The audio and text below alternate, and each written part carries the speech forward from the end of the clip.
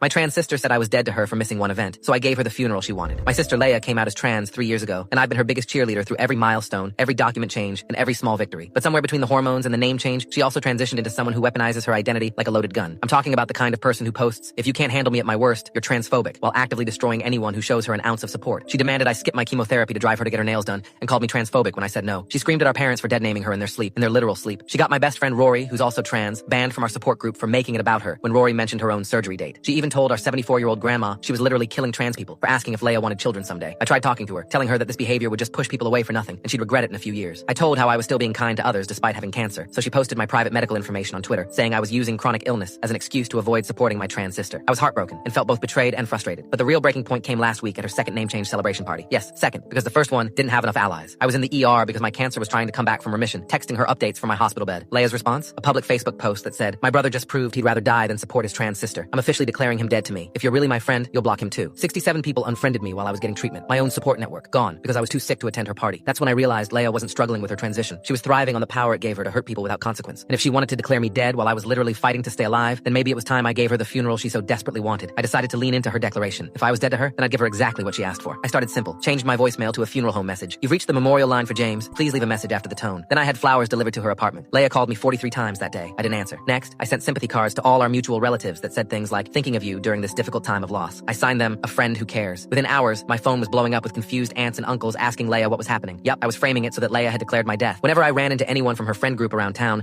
I'd mention casually that I was planning a celebration of life for myself. Since Leia declared me dead, I figured I should honor her wishes, I'd say with a sad smile. It's what she wanted. Word spread fast. People started asking Leia about the service. She tried explaining that I wasn't actually dead, but that made her look even worse. "So you lied about your brother dying?" they'd ask. "That's really messed up, Leia." The masterpiece came together when I scheduled my funeral for the same day as her third name change party. Oh yes, she'd planned a third one. I rented the community center across the street from her venue, put up a big sign, "Celebration of life for James' beloved brother." Even hired a friend to play somber piano music that could be heard from her party space. I invited everyone with a simple message. Leia declared me dead to her on social media last week. Since she's made her wishes clear, I'm honoring them with a proper goodbye. Light refreshments will be served. The turnout was incredible. Turns out I wasn't the only one Leia had burned. Many relatives, and even Rory showed up. My parents came too, confused but supportive. Meanwhile, Leia's third party only had 8 attendees. She could see the crowd at my event through the windows. Every time someone left her party to come to mine, she got more frantic. She tried crashing my funeral, screaming about transphobia and manipulation, but Rory stood up and spoke the truth. "The only person being transphobic here is you, Leia. You use our community as a weapon. You hurt trans people who don't serve your ego. You declared your brother dead while he was in the hospital with cancer. We're here to mourn the relationship you killed." Leia left in tears. No one attacked her identity. They just refused to let her use it as a shield for cruelty anymore. The best part? She couldn't complain about it online without admitting she declared me dead first. She couldn't play victim without explaining why her cancer-stricken brother was holding a funeral for himself. She'd trapped herself in her own narrative. These days, Leia tells people I'm dramatic and petty, but she stopped weaponizing her identity. She stopped declaring people dead when they couldn't serve her needs. And whenever she sees white lilies, she remembers the funeral she asked for and received.